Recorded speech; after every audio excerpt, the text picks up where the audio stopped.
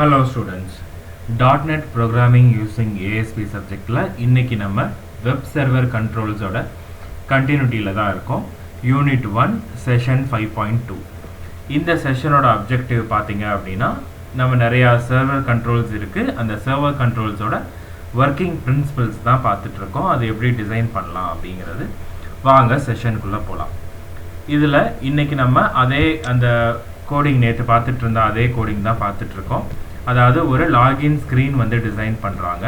அந்த லாகின் ஸ்கிரீன்ல பாத்தீங்க அப்படின்னா ஒரு என்னது யூசர் நேம்னு ஒரு டெக்ஸ்ட் லேபிள் பாக்ஸ் இருக்கு, பாஸ்வேர்ட்னு ஒரு லேபிள் பாக்ஸ் இருக்கு, ரெண்டு டெக்ஸ்ட் பாக்ஸ் இருக்கு, ஒரு சப்மிட் பட்டன் இருக்கு. இப்போ இந்த இதில் பார்த்தோம், இது நம்ம அப்படியே இங்கே இதில் இருக்கிற மாதிரியே நம்ம டிசைன் பண்ணோம்னா எப்படி கோடிங் எழுதணும் அப்படிங்கிறத நம்ம பார்த்துட்டு இருந்தோம்.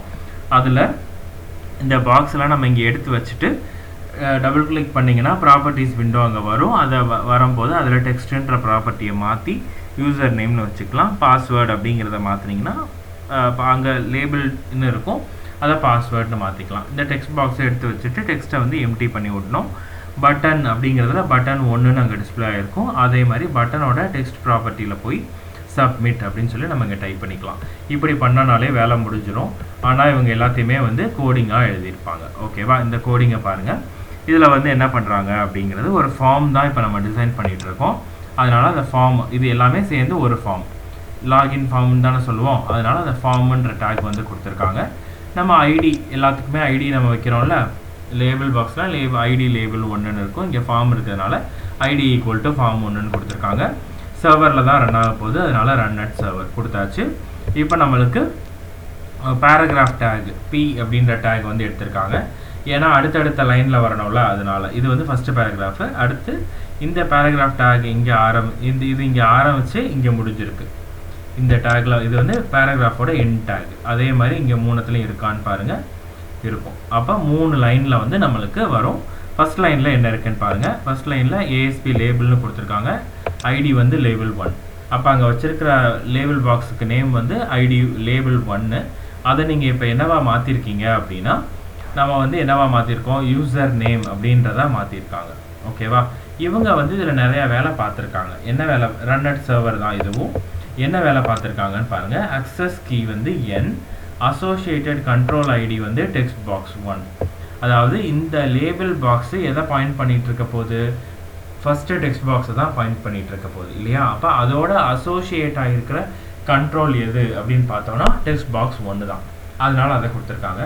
இந்த அக்சஸ் கீனா என்ன அப்படின்னு பார்த்தீங்கன்னா, இப்போ இதில் என்னன்னு கொடுத்துருக்காங்களா, இந்த அதாவது இந்த லேபிள் பாக்ஸ் இந்த ஃபஸ்ட்டு டெக்ஸ்ட் பாக்ஸை போய் நீங்கள் அக்சஸ் பண்ணணும் அப்படின்னா Alt N ப்ரெஸ் பண்ணிங்கன்னா உங்களுக்கு கண்ட்ரோல் அங்கே போயிடும். அது எப்படி போகுது அப்படின்னா, இந்த அக்சஸ் கீ வந்து அதை எடுத்துக்கிறோம். Alt + N இங்கே நீங்கள் என்ன கொடுக்குறீங்களோ Alt + இதை கொடுத்தீங்கன்னா அந்த இடத்துக்கு வந்து அந்த கண்ட்ரோல் வந்து போயிடும். ஓகேவா? இதுதான் வந்து அந்த அக்சஸ் கீயோடது.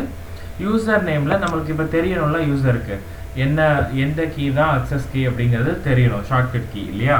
அப்போ என்னன்றது தெரியணுன்றதுனால என்ன பண்ணுறாங்கன்னு பாருங்கள். அந்த யூ அப்படின்ற டேக் வந்து அண்டர்லைன் டேக், அண்டர்லைன் பண்ணுறதுக்காக யூசர் நேம் அப்படிங்கிறது தான் இங்கே நம்மளுக்கு டைப் பண்ணியிருக்கோம், நம்ம பிரிண்ட் பண்ணியிருக்கோம். அதில் வந்து என்னன்றதை வந்து அண்டர்லைன் பண்ணாதான் நம்மளுக்கு தெரியும் இதுதான் அக்சஸ் கீ அப்படின்னு. இப்போ நீங்கள் அவுட்புட்டில் பார்த்தீங்கன்னா உங்களுக்கு எண் வந்து அண்டர்லைன் ஆகி இருக்கும். இதில் பார்த்தா என் அண்டர்லைன் ஆகிருக்கா, அப்போ இதுதான் அக்சஸ் கீ. Alt + இதை கொடுத்தீங்கன்னா உங்களுக்கு வந்து இந்த இடத்துக்கு கர்சர் வந்துடும். அதே மாதிரி தான் இங்கேயும். இங்கே என்ன பண்ணுறாங்கன்னா அக்சஸ் கீ வந்து பின்னு கொடுத்துருப்பாங்க.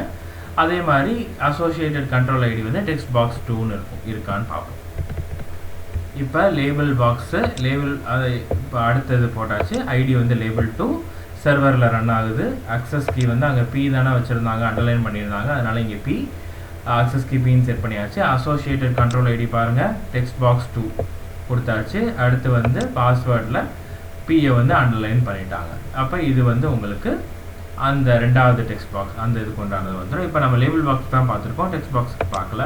அப்போ ASP text box ID equal to text box 1, run at server text பாக்ஸை என் பண்ணுறாங்க. ஏன்னா இப்போ நம்ம டெக்ஸ்ட் பாக்ஸில் தான் உள்ளே எதுவுமே பண்ணலை, அதனால் ஜஸ்ட் எம்டியாக வந்து விட்டுட்டாங்க, ஓப்பன் பண்ணி க்ரியேட் பண்ணிட்டு விட்டுட்டாங்க.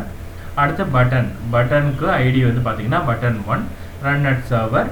பட்டனுக்கு டெக்ஸ்ட் மாற்றணும்ல, பட்டன் 1ன்னு அங்கே இருக்கும், அதனால் அதை மாற்றணுன்றதுனால சப்மிட் அப்படின்னு கொடுத்துருக்காங்க. அப்போ பட்டனுக்கு பேர் வந்து சப்மிட்னு அது ஆயிரும். அப்போ இதுதான் வந்து உங்களுக்கு கோடிங்கில் போய் நீங்கள் மாற்றுறது.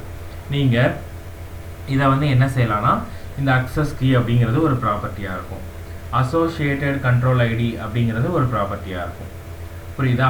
அதே மாதிரி இந்த லேபிளுக்கு நீங்கள் பேர் மாற்றுறீங்கல்ல, அந்த பேர் வந்து யூசர் நேம்னு வைக்கிறீங்க, இதை போய் நீங்கள் அங்கே டெக்ஸ்ட் அப்படின்ற ப்ராப்பர்ட்டியில் போய் மாற்றிக்கலாம். அப்போ இந்த 3 ப்ராப்பர்ட்டியும் நீங்கள் ப்ராப்பர்ட்டி விண்டோலையே போய் மாற்றலாம். மாற்றினீங்கன்னா வந்துடும். அதுக்கு பதிலாக நீங்கள் ப்ராப்பர்ட்டி விண்டோவில் நீங்கள் மாற்றலை அப்படின்னா இவ்வளோ கோடிங் வந்து நீங்கள் எழுதணும். இதில் ஏதாவது ஒரு டேக் நீங்கள் எங்கேயாவது ஒரு இடத்துல இந்த ஸ்லாஷ் போட விட்டாலோ இந்த சிம்பிள் போட விட்டாலோ இது வந்து உங்களுக்கு அங்கேயே எரர் காமிக்கும், டிஸ்பிளே ஆகாது. அதனால தான் வந்து இதில் எல்லாமே பார்த்தீங்கன்னா மோஸ்ட்லி டிசைனாகவும் உங்களுக்கு நீங்கள் கோடிங் எழுதியும் வைக்கலாம், அப்படி இல்லைன்னா எனக்கு டிசைனிங் விண்டோலையும் போய் வச்சுக்கலாம்.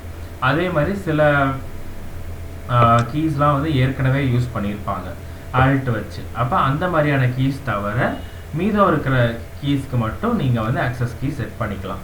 அதுதான் அங்கே கொடுத்துருக்காங்க. இது வந்து நம்மளுக்கு இப்போ லேபிள் சர்வர் கண்ட்ரோல் வந்து பார்த்துருக்கோம். அடுத்து பார்த்தீங்கன்னா literal server control. Literal server கண்ட்ரோல்லாம் ஒன்றும் கிடையாது, இதுவும் அதே மாதிரி ஒரு லேபிள் சர்வர் கண்ட்ரோல் தான். என்ன பண்ணுவோம் அப்படின்னா, இப்போ நீங்கள் லிட்ரலாக ஒரு விஷயம் நடக்குது அப்படின்னு சொல்லுவோம். லிட்ரலாக நடக்குதுன்னா என்ன அர்த்தம்? அது எதையுமே சேஞ்ச் பண்ணாமல் எப்படி ஆசிட்டிஸ் அது இருக்குமோ, அதோட ஒரிஜினல் ஃபார்மில் எப்படி இருக்குமோ அது அப்படியே இருக்கிறது, அதுக்கு பேர் தான் வந்து லிட்ரலாக இருக்கிறது அப்படின்னு சொல்லி, அதே மாதிரி ரியலாகவே இருக்கிறதுன்றதை சொல்லுவோம். ஓகேவா? அப்போ அந்த மாதிரி இருக்கிறது தான் வந்து சொல்கிறாங்க. இப்போ இதில் பார்த்தீங்க அப்படின்னா ஹியர் இஸ் சம் டெக்ஸ்ட் அப்படின்னு சொல்லி கொடுத்துருக்காங்க. இதுக்கு பார்த்தீங்கன்னா ஹியர் இஸ் சம் டெக்ஸ்ட்னு சொல்லிட்டு டிஸ்பிளே ஆகும். இதில் போல்டு போட்டிங்கன்னா, இப்போ இந்த போல்டு டேக் போட்டோன்னா இப்படி வரும், போல்டாக வந்து வரும். ஆனால் இப்போ இந்த புக்கு எழுதும் போது எப்படி எழுதியிருப்பாங்க, இப்போ இந்த போல்டு டேக் போட்டு எழுதுறாங்களா, இப்போ இதே மாதிரி எனக்கு வெப் பேஜ்லேயே வந்து நான் இந்த கண்டென்ட்டை வந்து நான் உங்களுக்கு HTMLலையோ ASP-லையோ நான் போடுறேன் அப்படின்னா இப்படி பீன் கொடுத்தா இங்கே மாதிரி போல்ட் ஆயிரும். ஆனால் எனக்கு என்ன சொல்லணும், யூசருக்கு வந்து நீங்கள் இந்த போல்டுன்ற டேக்கு முன்ன பின்னா போட்டால் உங்களுக்கு இப்படி வரும் அப்படின்றத நீங்கள் சொல்லணும்னு நினச்சா இந்த போல்டுன்ற டேக் வரணும்ல. இது வராமல் அது போல்ட் ஆச்சுன்னா யூசருக்கு தெரியாது. அப்போ அதுக்கு என்ன செய்வாங்க அப்படின்னா, நீங்கள் அந்த லிட்ரல் டேகை யூஸ் பண்ணிவிட்டு நீங்கள் எப்படி லிட்ரலாக கொடுக்குறீங்களோ, அதாவது எப்படி டபுள் கோட்ஸ்குள்ளே நீங்கள் கண்டென்ட் கொடுக்குறீங்களோ அதை அப்படியே டிஸ்பிளே பண்ணும், எதையுமே மாற்றாமல். அதுதான் இப்போ இந்த டபுள் கோட்ஸ்குள்ளே போல்டுன்ட்டு கொடுத்துருக்காங்க. இப்போ இது நீங்கள் போய் லேபிளில் கொடுத்தீங்க அப்படின்னா இது போல்டாக அந்த லேபிளில் தெரியும், லேபிள் ஐடியில் இருந்தால். இப்போ நம்ம லிட்ரல்னு கொடுத்ததுனால இது வந்து லிட்ரலாக இதில் நீங்கள் எப்படி கொடுத்துருக்கீங்களோ அவுட்புட் வந்து இப்படி இருக்கும், bold here is some text bold. அப்போ யூசருக்கு வந்து போல்டுன்னு கொடுத்தா போல்ட் ஆகும் அப்படிங்கிறது வந்து தெரியும். அதாவது லிட்ரலாக நீங்கள் என்னன்னாலும் கொடுத்துக்கலாம். சில விஷயங்கள் நம்ம இப்போ இந்த மாதிரி கொடுப்போம், அதனால வந்து அந்த நேரங்களில் நம்ம எதையுமே மாற்றக்கூடாதுன்னு நினைப்போம், அதனால அங்கே வந்து இப்படி டிஸ்பிளே ஆகுது. புரியுதா? இது வந்து நம்ம பார்த்தது லேபிள் சர்வர் கண்ட்ரோல். இப்போ அடுத்து நம்ம பார்க்குறது, இப்போ நான் ஃபஸ்ட்டு இதுங்கிறதுனால உங்களுக்கு ரொம்ப டீட்டெயில்டாக மெதுவாக சொல்லிக்கிட்டு இருந்தேன். இப்போ இது எல்லாமே அடுத்தடுத்து நம்ம போக போக கொஞ்சம் ஃபாஸ்ட்டாக பார்த்துடலாம், ஏன்னா ரொம்ப ஈஸி தான். நான் ஏற்கனவே சொன்ன மாதிரி லேபிள் பாக்ஸை நம்ம எப்படி எடுத்து யூஸ் பண்ணுறோமோ அந்த இதில் போய் டூல் பாக்ஸில் போய் எடுக்கிறோம். அதே மாதிரி அதை உள்ளே இங்கே டபுள் கிளிக் பண்ணால் இங்கே வந்துடும், அதை டபுள் கிளிக் பண்ணிங்கன்னா இங்கே ப்ராப்பர்ட்டி விண்டோ வரும், நிறையா டெக்ஸ்ட் வரும். நான் சொன்னேன்னா அக்சஸ் கீ இருக்கா, அக்சஸ் கீ இருக்குது, அசோசியேட்டட் கண்ட்ரோல் ஐடி இருக்குது. இதில் போய் இந்த ரெண்டத்தையும் நீங்கள் செட் பண்ணிங்கன்னா வேலை முடிஞ்சது. இதுக்கு முன்னாடி பார்த்த கோடிங்கில் நான் சொல்லியிருக்கேன், அதுக்காக இப்போ சொல்கிறேன். கோடிங்கில் அக்சஸ் கீ செட் பண்ணியிருந்தோம், அசோசியேட்டட் கண்ட்ரோல் ஐடி செட் பண்ணியிருந்தோம், டெக்ஸ்ட்டு செட் பண்ணியிருந்தோம் இல்லையா. இங்கே போய் இந்த ப்ராப்பர்ட்டி விண்டோவில் இந்த ரெண்டத்தையும் செட் பண்ணிட்டு இதையும் செட் பண்ணிங்கன்னா வேலை முடிஞ்சிடும். அப்படி இல்லைன்னா நீங்கள் ஒரு 10 லைன் உட்காந்து கோடிங் எழுதணும், அவ்வளோதான். அதாவது இது இப்படியும் பண்ணலாம் அப்படியும் பண்ணலாம். இது வந்து லேபிள் பாக்ஸுக்கு இருக்குது. அதே மாதிரி டெக்ஸ்ட் பாக்ஸுக்கு பார்த்தீங்க அப்படின்னா இது மாதிரி இந்த டெக்ஸ்ட் பாக்ஸ் அப்படிங்கிறத நீங்கள் டபுள் கிளிக் பண்ணிங்கன்னா இங்கே வந்துடும். அதுக்குண்டான அசோசியேட்டட் ப்ராப்பர்ட்டிஸ் என்னென்னலாம் இருக்கோ அதை நீங்கள் இந்த ப்ராப்பர்ட்டி விண்டோவில் செட் பண்ணிக்கலாம், அப்படி இல்லைனா கோடிங்கில் போய் எழுதலாம். இப்போ நம்ம இந்த இதில் என்ன கொடுத்துருக்காங்க அப்படிங்கிறத பார்ப்போம். டெக்ஸ்ட் பாக்ஸ் சர்வர் கண்ட்ரோலில் பார்த்தீங்க அப்படின்னா நான் ஏற்கனவே சொன்ன மாதிரி ASP : இங்கே நம்ம டெக்ஸ்ட் பாக்ஸ் யூஸ் பண்ணிகிட்ருக்கோம், அதனால் டெக்ஸ்ட் பாக்ஸ்னு கொடுத்துருக்காங்க. ஐடி வேணும் கண்டிப்பாக. அப்போ டெக்ஸ்ட் பாக்ஸ் 1 சர்வரில் தான் ரன் ஆக போகுது, அதனால் ரன் அட் சர்வர். அந்த டெக்ஸ்ட் பாக்ஸை முடிச்சிட்டாங்க, அவ்வளோதான். இப்படி கொடுத்தீங்கன்னா உங்களுக்கு ஒரு எம்டி டெக்ஸ்ட் பாக்ஸ் வந்து வரும். இப்போ இந்த 2 டேக்கு நடுவில் ஹலோ வேர்ல்டு அப்படின்னு டைப் பண்ணிங்கன்னா அங்கே ஹலோ வேர்ல்டுன்னு டிஸ்பிளே ஆகும். அதுதான் வந்து கொடுத்துருக்காங்க. இப்போ எனக்கு பாஸ்வேர்டு வந்து நான் அந்த எக்ஸாம்பிளையே அப்படியே எடுத்திருக்காங்க. இதில் எனக்கு பாஸ்வேர்டு வந்து நம்ம எப்படி வச்சுருப்போம் நார்மலாக, இப்போ நம்மளுக்கு வந்து எப்படி டிஸ்பிளே ஆகும்னு பார்த்தீங்கன்னா இதில் யூசர் நேமில் நீங்கள் யூசர் நேம் என்ன டைப் பண்ணுறீங்களோ அது வரும். பாஸ்வேர்டில் வந்து நம்ம பண்ணுறது யாருக்கும் தெரியக்கூடாது, நம்ம டாட்டாக வரும், இல்லைனா ஸ்டார் தான் வரும் இல்லையா. அப்போ அந்த மாதிரி வரும்போது நம்மளுக்கு இந்த டாட் டாட்டா ஸ்டார் ஸ்டாராக வரணும் அப்படின்னா இங்கே என்ன பண்ணுறாங்கன்னு பாருங்கள். Text box ID equal to text box 1 கொடுத்தாச்சு. Run at server text mode equal to password அப்படின்னு கொடுத்துட்டோன்னா அங்கே வந்து என்ன வரும்னா ஒன்று ஸ்டார் வரும், அப்படி இல்லைன்னா டாட் வரும். ஸ்டாரு டாட் ஏதோ ஒன்று, இந்த ரெண்டுத்தில் ஏதோ ஒன்று வந்து நம்ம செட் பண்ணிக்கலாம். அப்போ உங்களோட கோடு வந்து ஸ்டாராவோ டாட்டாவோ வந்து இந்த இது மாதிரி டிஸ்பிளே ஆகும். அவ்வளோதான். அடுத்து நீங்கள் உங்களுக்கு டெக்ஸ்ட் மோடு வந்து மல்டி லைன், எனக்கு மோர் தென் 1 லைன் வந்து டிஸ்பிளே ஆகணும், ஒரு பேராகிராஃப் நான் அட்டாச் பண்ணணும் அப்படின்னு நினச்சா டெக்ஸ்ட் மோடை மல்டி லைன்னு கொடுத்துட்டு வித்து ஹைட்டு நீங்கள் செட் பண்ணிக்கலாம். இந்த மாதிரி வித்து ஹைட்டு இப்போ 300 பிக்சல் வித்து 150 பிக்சல் ஹைட்டுக்கு ஒரு டெக்ஸ்ட் பாக்ஸ் கிரியேட் ஆகிடும். மல்டி லைன் வந்து நீங்கள் செட் பண்ணிக்கலாம்.